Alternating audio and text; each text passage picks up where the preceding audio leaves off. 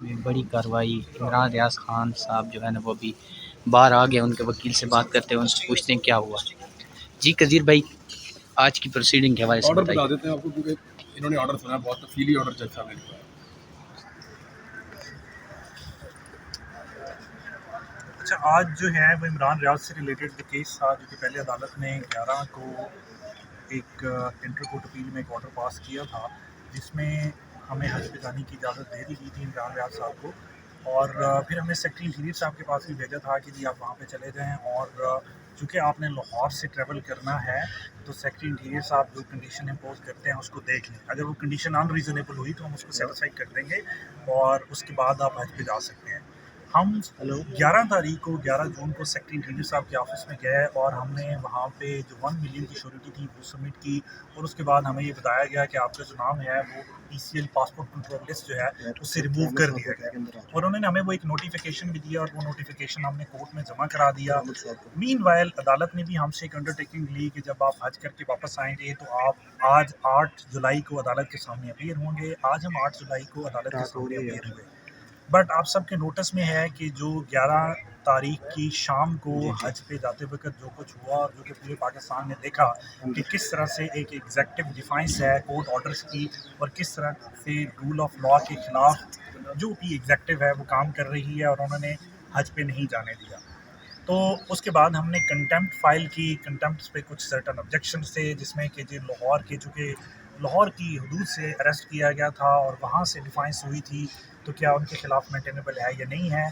خیر وہ ایک پروسیجرل آبجیکشن تھے۔ آج عدالت نے جو ہے سیکٹری انٹیریئر کو جو ایگزیکٹو ڈیفائنس تھی اس کے اگینسٹ ایک کنٹمپٹ نوٹس میں جاری کر دیا ہے کہ جو سیکٹری انٹیریئر ہے وہ آ کے بتائیں۔ اور دوسری سب سے اہم بات یہ ہے کہ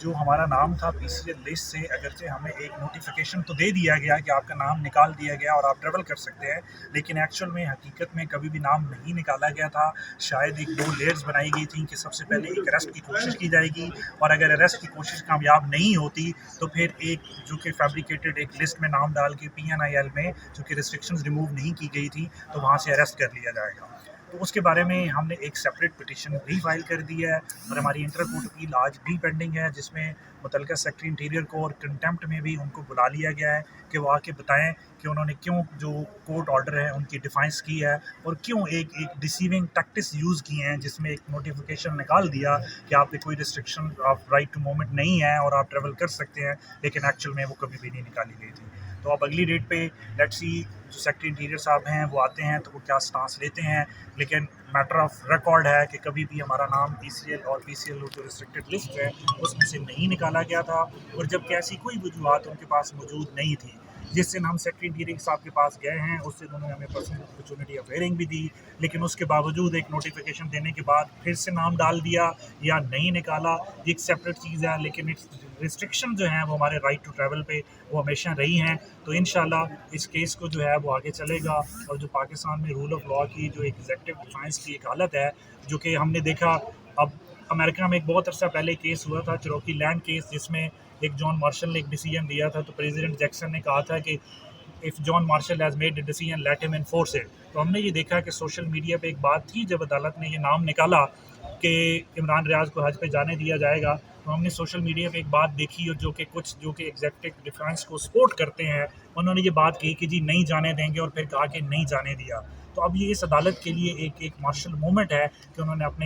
اپنے آرڈرز کو جو 11 تاریخ کو آرڈر تھا جس میں بڑا کیٹیگوریکلی کہا گیا تھا کہ کوئی obstruction کوئی ہنڈرنس کریٹ نہیں کی جائے گی، کہ عدالت اپنے اس آرڈر کو کیسے انفورس کراتی ہے۔ سر آپ کا بھی جج صاحب سے مکالمہ ہوا،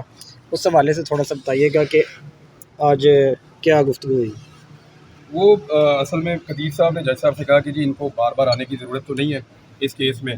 تو جج صاحب نے کہا جی ان کو آج بھی آنے کی ضرورت نہیں تھی۔ تو پھر میں نے ان سے درخواست کی، میں نے کہا جی میں نے آپ سے پرومس کیا تھا کہ میں 8 تاریخ کو آؤں گا، میں اگر حج پہ چلا جاتا میں نے تب بھی آ جانا تھا، اور میں آج بھی کیونکہ پرومس تھا میرا تو میں پہنچا ہوں۔ پھر میں نے ان کو بتایا، میں نے کہا جی یہ میرے لیے ٹریول اتنا آسان نہیں ہے، چیزیں اتنی آسان نہیں ہیں، تھوڑی کمپلیکس ہیں، اور میں آئی ایم اے جرنلسٹ، مجھے انفارمیشن آ رہی ہے کہ جیسے مجھے ریاستی اداروں نے پہلے اٹھا کے اغوا کر کے 142 دن غائب رکھا تھا، دوبارہ اسی طرح کی منصوبہ بندی کی جا رہی ہے، اور کنٹینیوسلی مجھے ٹریک اینڈ ٹریس کر رہے ہیں کچھ لوگ۔ مجھے اس کی پرواہ کوئی نہیں ہے، جب تک میں باہر ہوں تب تک میں بولتا رہوں گا، لیکن میں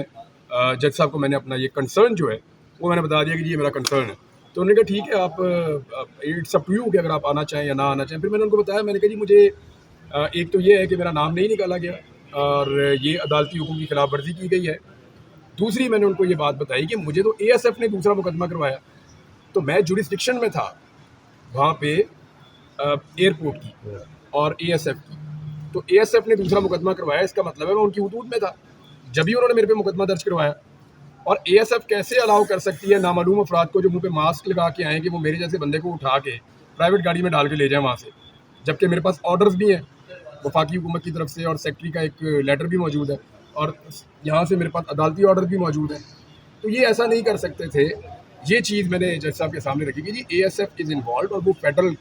گورنمنٹ کا ادارہ ہے, پنجاب گورنمنٹ کا نہیں ہے. تو ہم یہاں پہ پنجاب گورنمنٹ کی شکایت لگانے یا ان کی چیزیں کرنے نہیں آئے, وہ ہم وہاں پہ ان کو انشاءاللہ نمٹیں گے. یہاں پہ جو ہم چیزیں لے کر آئے ہیں وہ ہماری ہیں سیکٹری انٹیریئر سے متعلق, ان کو دی گئی شیورٹی سے متعلق, اور ان کی دی گئی جو انہوں نے ہمیں اور عدالت کو شیورٹی دی اس سے متعلق, اور جو اے ایس ایف کا کنڈکٹ ہے جو فیڈرل گورنمنٹ کا ادارہ ہے اس سے متعلق یہ چیزیں ہم یہاں پہ لے کر آئے ہیں. عدالت کو گمراہ کیا گیا, عدالت کی جو ہے وہ توہین کی گئی ہے. دیکھتے یہ ہے کہ ججز سے اس کے اوپر کس قسم کا ری ایکشن دیتے ہیں. بڑا ڈیٹیلڈ آرڈر انہوں نے لکھوایا ہے, میں امید کرتا ہوں کہ اگلی پیشیوں کے اندر گورنمنٹ کو اس کا جواب دینا پڑے گا. عمران بھائی